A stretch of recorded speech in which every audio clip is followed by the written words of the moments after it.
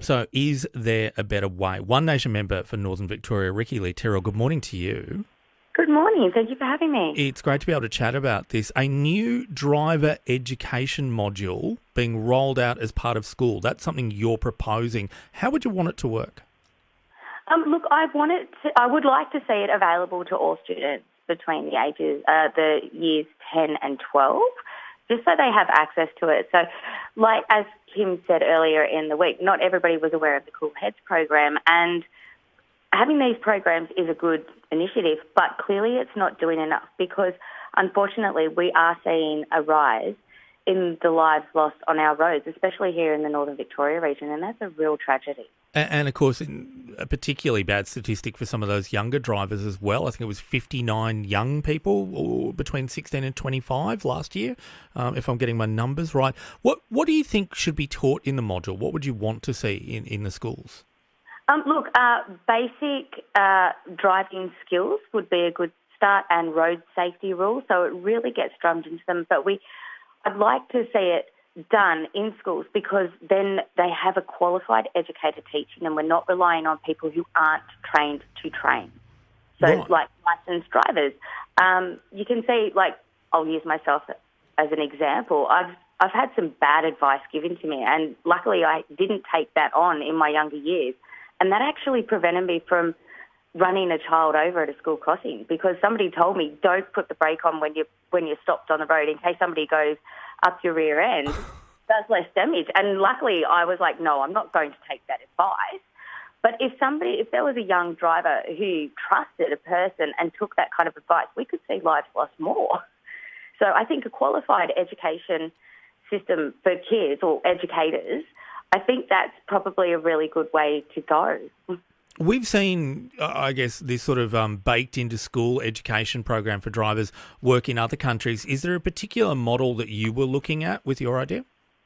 Look, this is just the first step. So, I raised this adjournment matter on Tuesday night, and I finished writing up the adjournment the week before.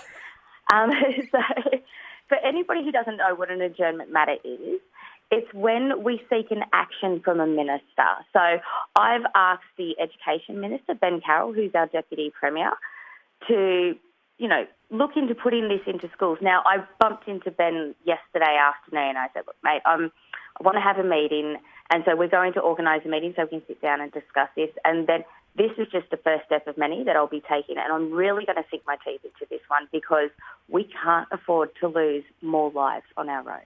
I love hearing how passionate you are about it. If I'm right, you're from Invergordon originally, is that right?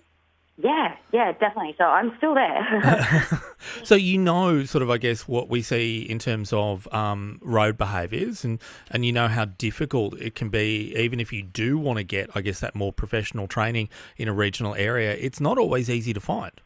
No, it's not. It's not easily accessible, especially to kids. So because we're seeing such a strain on our household incomes these days, both parents are working tooth and nail just to put a roof over the head of their families and feed them. And that might stop them from being able to have the time to, show the kids this is how it's done. Like, I'm lucky. I do work a lot and I'm on the road a lot, but my daughter, who's just about to be 14, she's asking a lot of questions already. And as a passenger, she's got a lot of time in the car with me when she's able to. So I'm able to teach her that way. But when it comes to the crunch, when she's going to need to get her hours up, I'm going to have to rely on a third party to help us out. I think that's a really good point. It's that there's not a lot of time for parents to be that sort of, in the passenger seat while kids are getting their, sorry, I shouldn't say kids, younger people getting their hours up on those L plates. If you're in the city, it's really easy to track down somewhere who can help you train up, but it's still expensive. So finding a way to make sure that it's not hurting parents' hip pockets, not taking their time out, and people are getting the training they need, it seems like a no-brainer. Yeah, exactly. Look, it's not going to discriminate against any demographic. It's going to be it would be available to all people, years 10 to 12.